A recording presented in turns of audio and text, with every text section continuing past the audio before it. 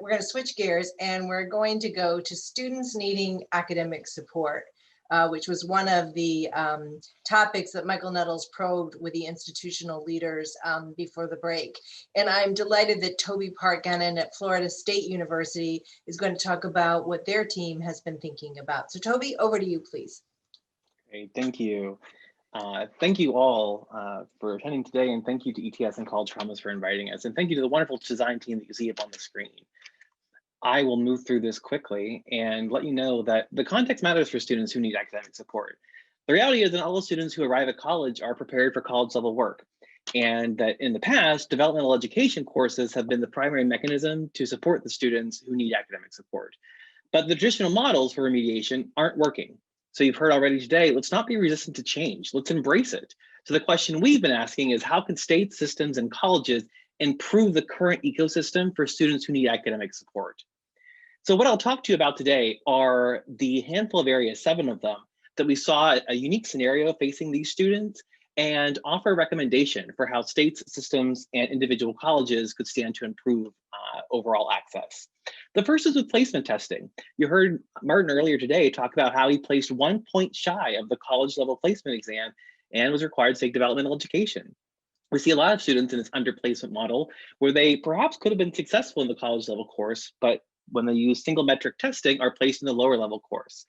Our recommendation here is to use multiple measures. So get away from using a single test to place students into courses, and instead use a variety of different academic indicators. California is already doing this, Florida is already doing this, and I think COVID has taught a lot of us that we can all do this. Orientation.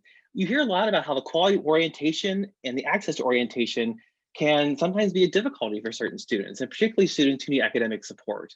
So we're promoting is a robust pre-enrollment orientation. You heard Nancy speak a little bit about this today, that at the university there, they're doing dev ed, and it sounded like orientation before you even start. So do it over the course of the summer. We think that's a great idea. Academic support services. You've heard a lot about this already today, about access to these services, knowledge that they exist in the first place, and then sometimes the stigma associated with utilizing them. We're proposing comprehensive college transition programs that really involve everything from academic support, but also access to other campus resources and so forth. Instructional strategies. Traditional models of dev ed typically tend to be an entire year or longer. And what that does is set up multiple exit points. So you take dev ed 1, you could potentially drop out there, dev ed 2, and so forth. We're pushing for co-requisite developmental education models, where students take a developmental course in the same semester as the college level course.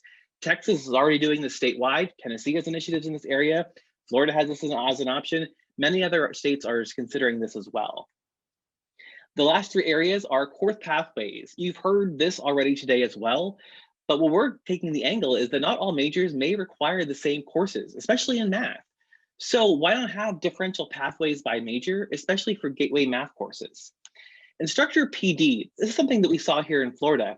Not all instructors at a college have credentials to teach all level of courses, and it might be that faculty members teaching gateway or introductory college level courses may never have taught students with academic needs, with higher levels of academic need before.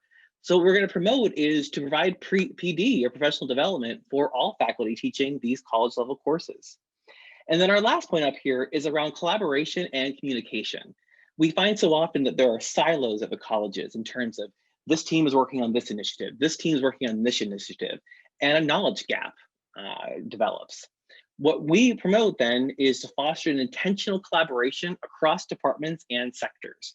I'll give you an example. St. Pete College here in Florida, when developmental education reform happened in Florida, they had training modules for every single layer and every single level of employee at that college, including individuals who worked in the cafeteria, because a lot of times they're doing a lot of informal advising and others in those capacity. So those are our 7 recommendations. They're based on unique scenarios that we saw. And again, I can't thank ETS and College Promise enough, and the rest of my design team members. So I look forward to spending the rest of the conference with you. Toby, thank you very much for that. And I do want to make sure that later on we go back to Nancy Cantor's challenge to your team to think about how we bring students into majors that they may have been discouraged from before.